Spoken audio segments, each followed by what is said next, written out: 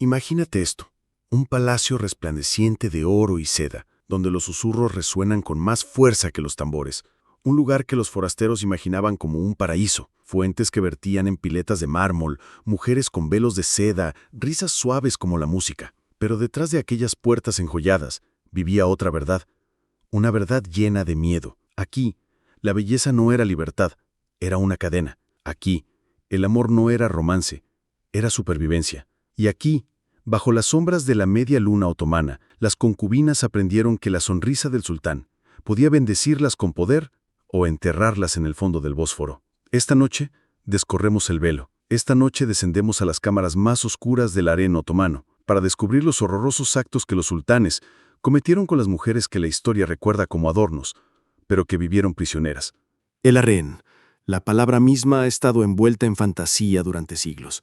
Los viajeros occidentales la pintaron como un paraíso de innumerables mujeres, recostadas sobre cojines, esperando el toque de un sultán. Los pintores imaginaron velos deslizándose, vino derramándose, música flotando por salones perfumados. Pero la realidad era una prisión disfrazada de paraíso. El harén otomano, ubicado en el Palacio de Topkapi en Estambul, no era solo un conjunto de mujeres, era un imperio dentro de otro imperio. Sus muros albergaban concubinas, esposas, hijos, eunucos y sobre todo a la valide sultán, la madre del sultán, cuyos susurros podían derrocar a visires y dar forma a las guerras. Para una chica, entrar al harén comenzaba con una ilusión. Podía ver cúpulas doradas en lo alto, fuentes centellantes en los patios, sedas tendidas en sus aposentos. Pero pronto descubriría la verdad. Cada sonrisa era una actuación. Cada paso ensayado, cada respiración monitorizada. Le dijeron que había sido elegida, que la belleza era su corona. Pero en realidad, su belleza se había convertido en su jaula. Dentro del harén, las concubinas vivían bajo reglas más estrictas que las de los soldados. Su apariencia estaba regulada, sus movimientos controlados y hasta sus amistades vigiladas por eunucos. No eran esposas, ni amantes, ni mujeres libres. Eran propiedad, y los deseos del sultán lo decidían todo. Un solo gesto suyo y la vida de una concubina podía cambiar para siempre. Podía ascender de la noche a la mañana al lujo o caer en la desgracia, el castigo e incluso la muerte. En esta jaula dorada, el silencio era supervivencia. Todas las mujeres aprendieron eso rápidamente, porque en el harén otomano, la belleza no era una bendición, era un cebo. Antes de que una niña pisara los dorados salones de Topkapi, pasaba primero por el mercado. No un mercado de frutas ni telas, sino de carne. Los traficantes de esclavos recorrieron los confines del imperio, aldeas circasianas en el Cáucaso, pueblos eslavos a lo largo del Mar Negro, hogares griegos y balcánicos destrozados por las incursiones. En Estambul, los mercados de esclavos bullían no solo con comerciantes de especias y sedas, sino también con hombres que exhibían a las jóvenes como si fueran joyas. Los compradores examinaban los dientes, el cabello, la postura e incluso la suavidad de la piel. El valor de una joven no se medía por su educación ni su amabilidad, se medía por su capacidad para complacer. Algunas fueron adquiridas por familias adineradas, pero las más hermosas o las más prometedoras fueron enviadas al palacio. Allí comenzó la transformación, baños perfumados, prendas de seda, joyas en muñecas temblorosas, lecciones de etiqueta, canciones, bailes e incluso poesía, todas herramientas para borrar a la niña que había sido y crear a la concubina en la que debía convertirse. Para cuando entró al harén, no era ella misma, era una actuación perfecta. Y el primer ritual que aprendió fue este: presentación. Las nuevas concubinas desfilaban ante la corte. Se esperaba que hicieran una reverencia, sonrieran, tal vez cantaran o recitaran poesía. El público no solo estaba formado por el sultán, sino también con su madre, sus consejeros y sus eunucos de confianza. Cada movimiento importaba. Una palabra equivocada podía significar ser descartada, olvidada en un rincón polvoriento del harén. Una sonrisa perfecta podía significar ser convocada a la habitación del sultán esa misma noche. El mercado la despojó de su libertad, pero el palacio la despojó de su identidad. A partir de ese momento, ella no era hija, ni hermana, ni ella misma. Ella era simplemente posesión del sultán. La vida dentro del harén era un teatro de sombras. En la superficie, las concubinas vivían en esplendor. Sus aposentos estaban llenos de cojines, alfombras, perfumes y sedas más finas de lo que la mayoría podía imaginar. Los músicos tocaban melodías suaves en los patios. Las fuentes salpicaban bajo la luz de las estrellas y se servían frutas y sorbetes en bandejas de plata. Pero debajo de la belleza se escondía el miedo. Toda concubina sabía que su posición dependía no solo de complacer al sultán, sino también de sobrevivir a los celos ajenos. Las concubinas rivales susurraban veneno al oído. Las sirvientas contaban historias. El sultán Valide medía el potencial de cada mujer, tanto como aliada como amenaza. Las reglas eran silenciosas, pero letales. Una concubina no podía parecer demasiado ambiciosa, pero debía seguir siendo cautivadora. No podía parecer demasiado humilde, pero el orgullo excesivo era peligroso. Cada paso era un equilibrio entre la invisibilidad y el atractivo. Incluso la amistad era peligrosa. Las chicas que se acercaban demasiado se arriesgaban a levantar sospechas. Una risa susurrada podía convertirse en una conspiración. Un rumor podía acarrear un castigo. Y los castigos eran brutales. Algunos fueron enviados discretamente a casarse con funcionarios lejanos, otros fueron golpeados, confinados o privados de comida. Unos pocos, acusados de traición o desobediencia, fueron ahogados en el Bósforo. Sus cuerpos se deslizaron en las oscuras aguas mientras las sedas se remolinaban como mortajas. En el harén, el sultán no solo era un gobernante, era un dios del destino. Una mirada, una palabra, un capricho, y la vida de una joven pasaba del paraíso a la pesadilla. Para el mundo exterior, el harén era exótico, misterioso y encantador, pero para las mujeres que estaban ahí, se trataba de sobrevivir. Cada día era una apuesta, cada noche era una prueba, y el precio del fracaso fue todo. Toda concubina vivía para la noche de la citación, y la temía. Comenzó con susurros en los pasillos. Un eunuco traía un mensaje desde la cámara del sultán. Se pronunciaba un nombre, elegido entre docenas, a veces cientos de chicas. La elegida era conducida por pasillos iluminados, con lámparas que parpadeaban como estrellas, y sus pasos resonaban en silencio. A primera vista, parecía la gloria. La joven estaba perfumada, con el cuerpo untado con agua de rosas y el cabello trenzado con perlas. Vestía sedas que se ajustaban a su figura, adornada con joyas destinadas a deslumbrar. Los sirvientes la saludaban con una reverencia a su paso, pero por dentro el terror la consumía. Porque ser convocado no solo fue un honor, fue una prueba. Si complacía al sultán, su vida podría cambiar para siempre. Podría ser encumbrada por encima de sus rivales, tener sus propios aposentos, tal vez incluso tener un hijo que algún día pudiera gobernar. Pero si fracasaba, si lo enfurecía, lo aburría o lo desagradaba, podría desaparecer a la mañana siguiente, ahogada, envenenada o vendida al exilio. Los rituales de la cámara estaban cuidadosamente planeados. Se esperaba que se inclinara en silencio, que se moviera con gracia y que hablara solo cuando se le dirigieran las palabras. Incluso una mirada tenía peso. Demasiado atrevida era arrogancia, demasiado tímida era debilidad. El propio sultán ejercía el poder como una espada. Algunos eran amables, tratando a las concubinas como delicados tesoros. Otros eran crueles, poniendo a prueba su resistencia, su obediencia, su silencio. Para las mujeres, el hecho no era un lugar de amor, era una arena. ¿Y la verdad más cruel? Incluso cuando una concubina triunfaba, incluso cuando se convertía en la favorita, su pesadilla apenas comenzaba. Porque en el harén, los celos eran más afilados que cualquier espada. El harén no solo estaba lleno de concubinas. Estaba gobernado por reinas rivales, consortes y la propia Valide Sultán. El poder en la corte otomana era un juego de supervivencia, y en ningún lugar era más peligroso que dentro de los muros del palacio. Cuando una concubina se ganaba el favor del sultán, otros tramaban su caída. Una sonrisa podía ocultar una traición. Un regalo podía ocultar veneno. Un cumplido podía ser el preludio de la destrucción. La valide sultán, madre del gobernante, a menudo desempeñaba el papel más letal. Consideraba a cada nuevo favorito tanto una ventaja como una amenaza. A algunos los apoyaba, convirtiéndolos en aliados políticos. A otros los destruía antes de que pudieran ascender demasiado. Los castigos eran tan variados como crueles. Una concubina podía ser casada con un pachá lejano, despojada de su estatus y exiliada a una vida de oscuridad.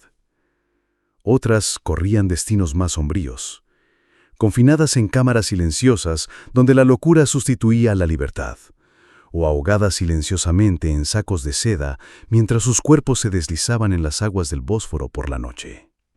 El mensaje era claro. En el harén, la supervivencia nunca estaba garantizada. Incluso la maternidad, que debería haber sido una bendición, se convirtió en un campo de batalla. El nacimiento de un hijo podía convertir a una concubina en la mujer más poderosa del imperio, pero también la convertía en un blanco. Los rivales murmuraban, conspiraban y, a veces, mataban para asegurar la supervivencia de sus propios hijos. Para las concubinas, el amor era una ilusión, el cariño una estrategia. Cada sonrisa, cada palabra, cada mirada, un arma en una guerra sin espadas. Las reinas celosas se aseguraron de que el harén no fuera un paraíso de amor y belleza. Era un campo de batalla donde la seda sustituía al acero, y los susurros mataban con más seguridad que las espadas. Pero los actos más horrorosos fueron aquellos que la historia más intentó enterrar. Los rituales del harén se basaban no solo en la belleza, sino también en el control. Se exigía silencio. Se imponía la obediencia. Las concubinas eran entrenadas para sonreír incluso cuando se les rompía el corazón, para inclinarse incluso cuando sus almas se rebelaban. La voluntad del sultán era ley, y sus experimentos con el deseo a menudo se convertían en castigos crueles. Algunas concubinas eran puestas a prueba con su resistencia, encerradas en cámaras durante días sin alimento, obligadas a bañarse en aguas heladas hasta que sus cuerpos temblaban. Otras eran sometidas a humillaciones diseñadas no para matarlas, sino para quebrantarlas. Y el peor castigo de todos era la desaparición. Cuando una concubina desafiaba al sultán o cuando se volvía demasiado peligrosa para mantenerla con vida, era silenciada para siempre. A veces la ahogaban de noche. Su cuerpo era atado con seda y arrojado a las oscuras aguas. A veces la envenenaban discretamente, justificando su muerte como una enfermedad. A veces simplemente desaparecía y su nombre jamás volvía a pronunciarse. Los eunucos lo sabían. La valide lo sabía, los muros de Topkapi lo sabían, pero el mundo exterior solo oía rumores. Los actos cometidos dentro del harén nunca se registraron abiertamente en las crónicas. Se susurraban en cartas, se insinuaban en poemas, y solo se registraban fragmentariamente por diplomáticos y espías. Pero a través de esos fragmentos surge una verdad escalofriante. El harén no era solo un palacio de belleza. Fue un teatro de crueldad, un lugar donde se exigía obediencia, el silencio era supervivencia, y el sufrimiento se vestía de seda. Desde fuera, el harén del sultán parecía un paraíso. Patios de mármol, fuentes que susurraban agua, cojines de seda, bordados de oro. Pero en su interior, para muchas concubinas, era una prisión disfrazada de lujo. Cada paso era vigilado. Cada palabra escuchada. Los eunucos custodiaban no solo las puertas, sino también la vida misma de las mujeres que estaban dentro. Las cartas a la familia estaban prohibidas. Las visitas eran escasas. La libertad era un sueño que se alejaba cada año más. La crueldad del harén no siempre se manifestaba en la violencia. A veces se manifestaba en el aislamiento. Imaginen a una joven sacada de su tierra natal, educada, vestida, perfumada, pero a la que nunca se le permitió volver a ver las calles de Estambul. Podía oír los sonidos de la ciudad a través de las ventanas enrejadas, mercados, festivales, risas, pero nunca podría unirse a ellos. Su prisión era hermosa, sí, pero seguía siendo una prisión. La ironía más cruel, ni siquiera los favoritos, aquellos que parecían encumbrarse, eran libres. Sus vidas enteras pertenecían al placer del sultán. Si su interés menguaba, también lo hacía su poder. Las mismas sedas que los elevaban podían convertirse en su sudario. El harén prometía gloria, pero para la mayoría solo ofrecía silencio, control y una espera interminable por una noche de convocatoria que tal vez nunca llegara. Las crónicas rara vez registran sus nombres, la historia celebra a los sultanes, pero las mujeres borradas de los pasillos del harén permanecen en la sombra. Sin embargo, sobreviven rumores de los castigos infligidos a aquellos que desagradaban al sultán. Algunos fueron condenados a la jaula del silencio, una cámara oscura sin luz, sin sonido, sin escapatoria. Los días se convirtieron en semanas, hasta que la mente se quebró. La mujer que emergió ya no era ella misma, era un cascarón vacío, abodiente a cualquier orden. Otros se enfrentaron al baño de la vergüenza. Obligados a soportar horas en agua helada o vapor hirviendo, sus cuerpos temblaban, sus pulmones se ahogaban y sus espíritus se hacían añicos. El destino más temido, sin embargo, era el saco de seda. Por la noche, cuando el palacio estaba en silencio, llegaban los eunucos. A una concubina la ataban con un paño de seda, un símbolo de belleza convertido en arma, y la arrojaban al Bósforo. Ni rastro, ni tumba, ni recuerdo. Solo susurros en las olas.